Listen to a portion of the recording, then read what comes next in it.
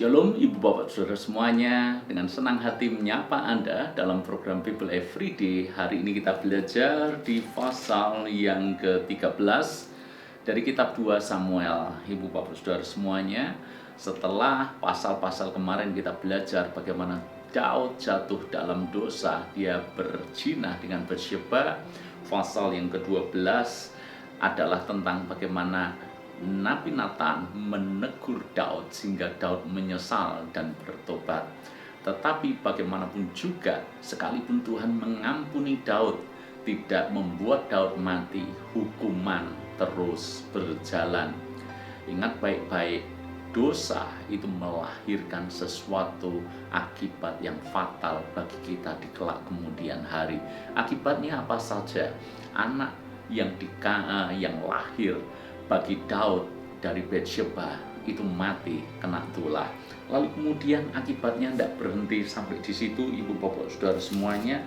Di pasal yang ke-13 kita melihat keluarga Daud mulai ada masalah, mulai terjadi perselisihan, bahkan terjadi masalah yang serius dalam keluarga Daud. Ini adalah kisah tentang Amnon dan Tamar. Saudara-saudara, Amnon ini merupakan anak Daud dan rupanya dia jatuh cinta kepada adik perempuannya sendiri yang namanya Tamar. Dan Amnon ini tidak hanya cinta kepada Tamar yang masih adiknya sekalipun tidak kandung. Dan tidak hanya cinta, tetapi Amnon ini bahkan tidak bisa menguasai nafsunya sehingga Amnon memperkosa Tamar.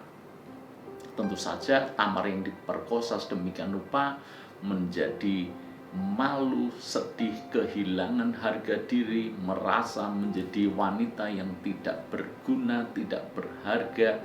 Dan itu diketahui oleh kakak kandungnya yang bernama Absalom. Absalom kita kenal juga sebagai anak Daud yang luar biasa.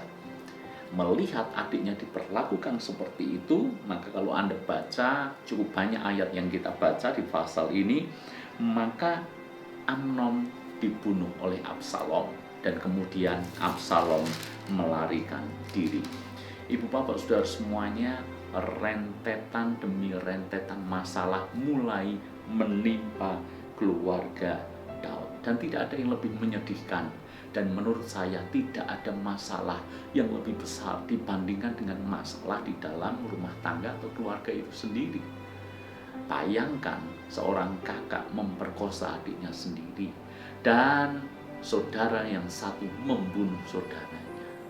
Saya bisa membayangkan hati Daud pasti sangat hancur melihat anak-anaknya melakukan hal seperti itu.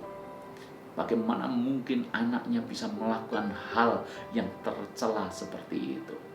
Tidak menghormati Daud sebagai ayahnya dan tidak menghormati Tuhan tentu saja. Jangan lupa, kalau kita baca pasal per pasal, diawali dari kejatuhan Daud menjadikan sebuah rentetan akibat yang fatal. Saya buktikan kepada Anda. Titik tolak Daud jatuh dalam dosa itu di pasal yang ke-11. Saya ajak Anda mundur, kita baca perikopnya saja, Ibu Bapak Saudara semuanya. Kalau kita mulai baca di pasal yang pertama, itu tentang Daud menjadi raja atas Yehuda. Lalu kemudian bagaimana Tuhan membuat musuh-musuh Daud dikalahkan. Lalu kemudian bagaimana banyak orang memihak kepada Daud termasuk Abner.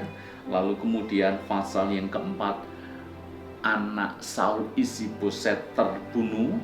Pasal 5, Daud menjadi raja atas seluruh Israel. Daud merebut Yerusalem dan menetap di sana. Jadi mulai progresnya naik dan terus naik. Saya lanjutkan lagi. Pasal 6, tabut dipindahkan ke Yerusalem. Naik lagi progresnya. Pasal ke-7, janji Tuhan mengenai keluarga dan kerajaan Daud. Karena Tuhan berjanji kerajaan Daud akan dikokohkan untuk selama-lamanya. naik lagi levelnya, naik lagi berkatnya. Pasal yang ke-8, kemenangan-kemenangan Daud. Ini raja-raja di sekeliling Israel dikalahkan semuanya oleh Daud. Naik lagi, saudara, hubungannya dengan Mephiboset dipulihkan. Itu juga berkat yang luar biasa. Bagaimana Daud berperang melawan Bani Amon dan orang Aram, dan Daud menang.